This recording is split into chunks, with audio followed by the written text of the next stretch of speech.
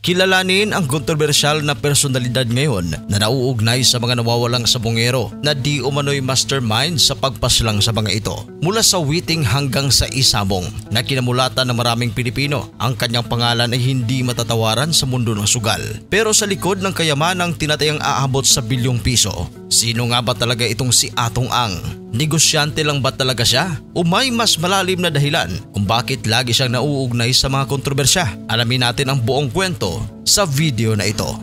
Ang tunay niyang pangalan ay si Charlie Chu Hai Se Ang, kilala bilang Atong Ang, na pinanganak noong August 29, 1957 na ngayon ay 67 years old na mula sa Mandaluyong City, Metro Manila. Si Atong Ang ay kilala sa kanyang mga negosyong sugal, gaya na lamang ng Lucky 8 Star Quest, ang malawakang online cockfighting e-sabong platform.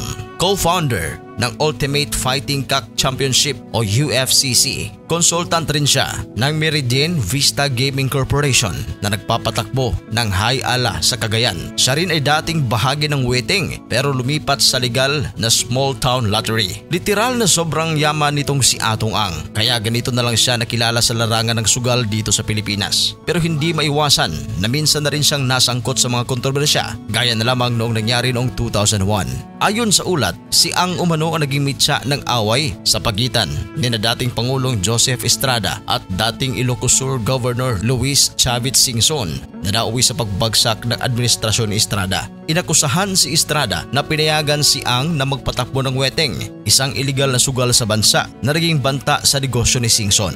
Dahil dito, naging testigo si Singson laban kina Estrada at Ang at ibinunyag ang di umano'y pagbulsa ng 130 million pesos mula sa tobacco excise tax. Matapos ang pagkakatalsik ni Estrada, tumakas si Ang patungong US kung saan siya ay nahuling nagsusugal sa Las Vegas. Na-extradite siya pabalik ng Pilipinas noong 2006 at kalaunan ay pumayag sa plea bargain. Inamin ang mas mababang kaso ng corrupting public officials at isinauli ang 25 million pesos mula sa kanyang kinita sa illegal na transaksyon. Formal siyang naging malaya noong 2009 matapos makumpleto ang 2 taong probation.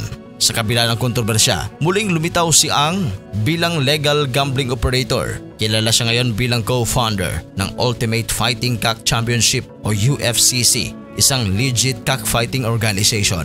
Noong 2017, muli siyang napabalita matapos akusahan naman sina dating Justice Secretary Vitaliano Aguirre at NSA Hermogenes Esperon ng pagtatangka sa kanyang buhay dahil sa umano'y agawan ng kontrol sa small town lottery. Ngunit kalaunay tumigil ang isyu matapos ang pagpapakita ni Ang sa opisina ni Aguirre at ang pagsuporta nito kay dating Pangulong Rodrigo Roa Duterte. Magugunita na sa isang talumpati noong 2018, tinawag ni Duterte si Ang bilang #1 gambler at inanyayahan pa na tumulong sa gobyerno upang tapusin ang iligal na sugal sa bansa. At pinakabago lang ay inakusahan siya ng whistleblower na may kaugnayan sa pagkawala ng mahigit 100 sabongero. Ayon sa whistleblower na si Julie Dondon Patidungan, si Atong Ang umano ang mastermind sa pagpapadakip at pagpaslang sa mga sabongero saka itinapon sa ilalim ng Taal Lake. Mariin na pinabulaanan naman ito ni Ang.